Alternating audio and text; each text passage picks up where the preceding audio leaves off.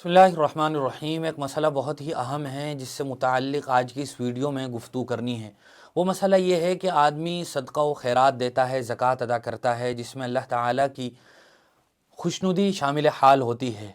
और आदमी को इसीलिए ही सदका व खैरात करना भी चाहिए ताकि जो फ़रीज़ा मुझ पर शरीयत की तरफ से आइद है उस फ़रीज़े से मैं सुबुकदोश हो जाऊँ, मेरा वो फ़रीज़ा अदा हो जाए और अल्लाह की खुशनुदी मुझे हासिल हो जाए। रियाकारी, दिखावा, नामो नमूद, ये वो तमाम तर मोहलिक चीज़ें हैं कि जिनकी वजह से आदमी का सदका व खैरात करना बाइस सवाब तो क्या हो, उल्टा आदमी गुनाहों का और मुख्तलिफ़ वईदों का मुस्तहिक़ बन जाता है। लिहाजा हम जब सदका व खैरात करें तो हमें इस बात का भी ख्याल रखना चाहिए कि हमारा मकसद सिर्फ़ और सिर्फ अल्लाह ताला की रज़ामंदी है, खुलूस और लिल्लाहियत है, कोई दिखावा और रियाकारी नहीं है।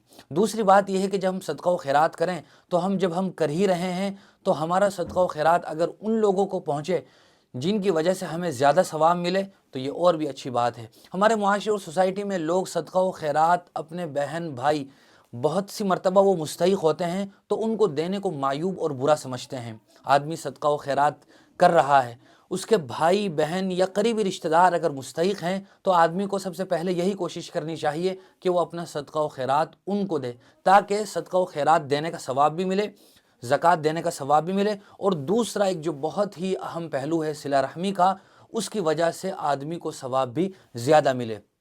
जनाब नबी करीम सल्लल्लाहु अलैहि वसल्लम की अहादीस से हमें ये बात बखूबी पता चलती है कि अगर आदमी इन करीबी रिश्तेदारों का ख्याल रखता है तो सिला रहमी का सवाब भी मिलता है, और सिला रहमी एक बहुत बड़ा फ़रीज़ा है। लिहाजा अगर वाकई हमारे बहन भाई मुस्तहिक़ हैं या और दूसरे करीबी रिश्तेदार चचा मामू दूसरे करीबी रिश्तेदार मुस्तहिक़ हैं तो हमें उनको सदका व खैरात देना चाहिए। यहाँ ये बात भी याद रहे कि आदमी अपने माँ बाप को तो ज़कात और वाजिबी सदका नहीं दे सकता है। मिसाल के तौर पर अपना बाप है, दादा है, परदादा है, पूरा ऊपर तक चले जाइए, ज़कात नहीं दी जा सकती है। इसी तरह अपनी वालिदा को ज़कात नहीं दी जा सकती है, फिर औलाद को ज़कात नहीं दी जा सकती है, वाजिबी सदका नहीं दिया जा सकता है। मियाँ बीवी आपस में एक दूसरे को ज़कात और वाजिबी सदका नहीं दे सकते हैं। लेकिन बहरहाल इसके अलावा जो दीगर रिश्तेदार हैं अगर वो मुस्तहिक़ हैं तो उनको देना चाहिए। दूसरी बात ये भी है कि आदमी अगर अपने करीबी रिश्तेदारों को, बहन भाइयों को ज़कात या सदक़े की रकम दे रहा है तो वहाँ ये बताना उनको ज़रूरी नहीं है कि ये ज़कात के पैसे हैं, ये सदक़े के पैसे हैं। आदमी ये नियत अपने दिल में कर ले कि ये ज़कात की रकम है जो मुझे अपने भाई को या अपने बहन को देनी है, वहाँ बताकर या कहकर देना ज़रूरी नहीं है, दिल में नियत काफ़ी है। आदमी देते हुए उनको हदिये का टाइटल लगाकर भी दे सकता है। आदमी देते हुए उनको अगर रमज़ान में ईद के मौके पर दे रहा है तो ईदी कहकर भी दे सकता है। इसी तरह गिफ्ट कहकर भी दे सकता है।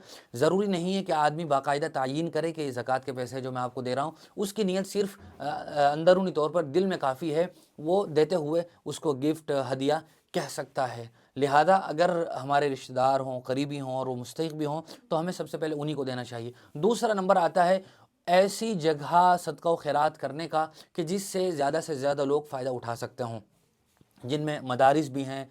मदारिस में जो बच्चे पढ़ते हैं बहुत सी मरतबा आम तौर से वो बच्चे गरीब घरानों के होते हैं, उन पर सदका व खैरात और ज़कात की रकम लग जाती है। लिहाजा हम उनको दें, मदारिस में दें, ताकि हमारे पैसों से जो बच्चे पढ़ेंगे, दीनी इल्म हासिल करेंगे, वो हमारे लिए सदका जारिया होगा। वो बच्चे फिर दूसरों को पढ़ाएंगे, वो तीसरों को पढ़ाएंगे। तो अल्लाह तबारक व तआला कि ऐसा खाता हमारा खोल देते हैं कि बैंक बैलेंस जमा होता रहता है और हमें बैठे बैठे सदक़े का सवाब मिलता रहता है। और ये सदक़ा जारिया की बहुत ज़बरदस्त शक्ल है। और भी कई तरीक़े हैं जिन तरीक़ों में आप अपना सदका या अपनी ज़कात दे सकते हैं। बहरहाल जो बात ज़िक्र की गई है उम्मीद है कि वो वाज़ेह हो गई होगी। फिर भी अगर किसी के जहन में कोई सवाल है इससे बारे में तो वो कमेंट बॉक्स में हमें वो सवाल पूछ सकता है। उम्मीद है कि अगर वो सवाल जेन्युइन हुआ तो इंशाल्लाह उसका जवाब दिया जाएगा।